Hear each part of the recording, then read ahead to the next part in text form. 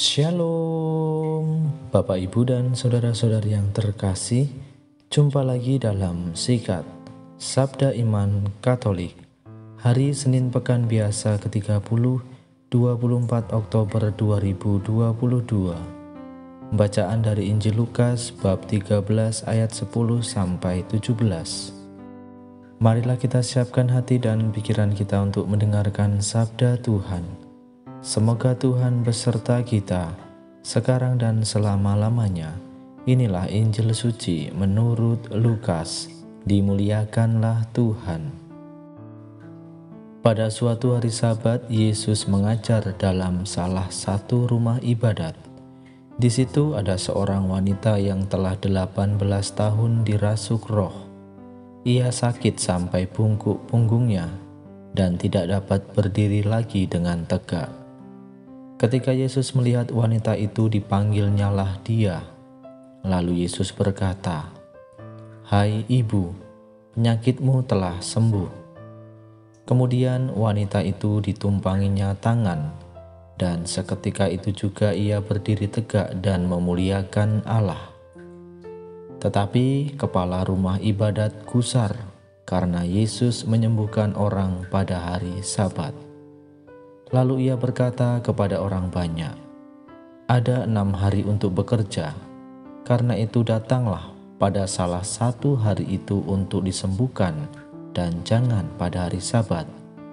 Tetapi Tuhan menjawab dia, katanya, "Hai orang-orang munafik, bukankah kalian semua melepaskan lembu dan keledaimu pada hari Sabat dan membawanya ke tempat minum? Nah, wanita ini sudah 18 tahun diikat oleh iblis. Bukankah dia harus dilepaskan dari ikatannya itu karena dia keturunan Abraham?"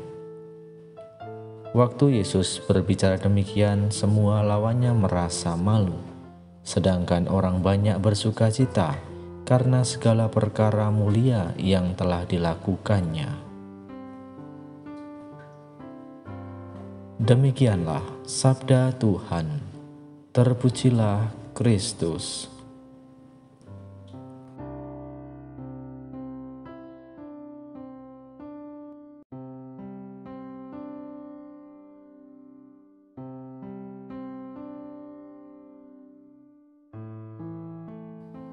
Bapak, Ibu, dan saudara-saudari yang terkasih, para pendengar setia Sikat Sabda Iman Katolik dimanapun Anda berada, salam sehat dan berkah dalam. Keselamatan jiwa dan raga ada di atas segala hukum.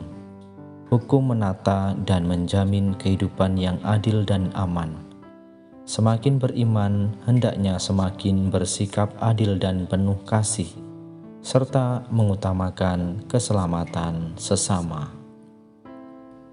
Bapak, Ibu, dan saudara-saudari yang terkasih dalam Kristus, dalam bacaan Injil yang kita dengarkan pada hari ini menurut Lukas bab 13 ayat 10 sampai 17, di mana Yesus mengkritik orang-orang munafik, di mana orang-orang munafik tersebut berpegang teguh pada peraturan tanpa dijiwai oleh iman dan cinta kasih.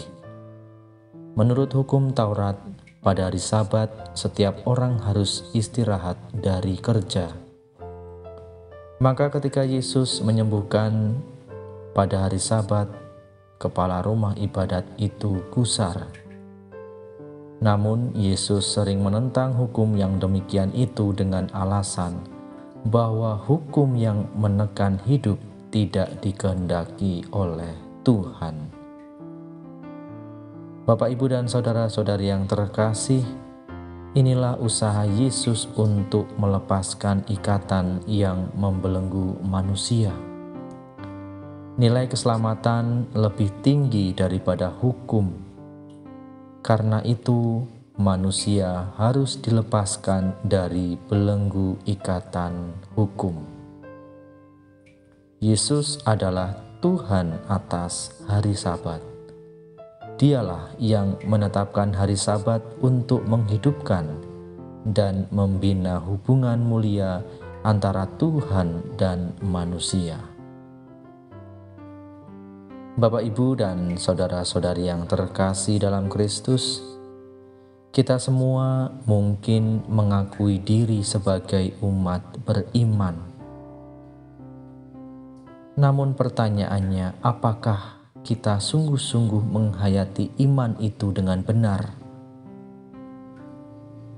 Beriman berarti mempersembahkan diri seutuhnya kepada Tuhan, sehingga hidup dan bertindak sesuai dengan kehendak Tuhan. Kehendak Tuhan yang utama adalah perintah untuk saling mengasihi satu sama lain. Cinta kasih mendasari aneka peraturan dan kebijakan atau tata tertib, sekaligus menjadi sasaran pelaksanaan peraturan, kebijakan atau tata tertib.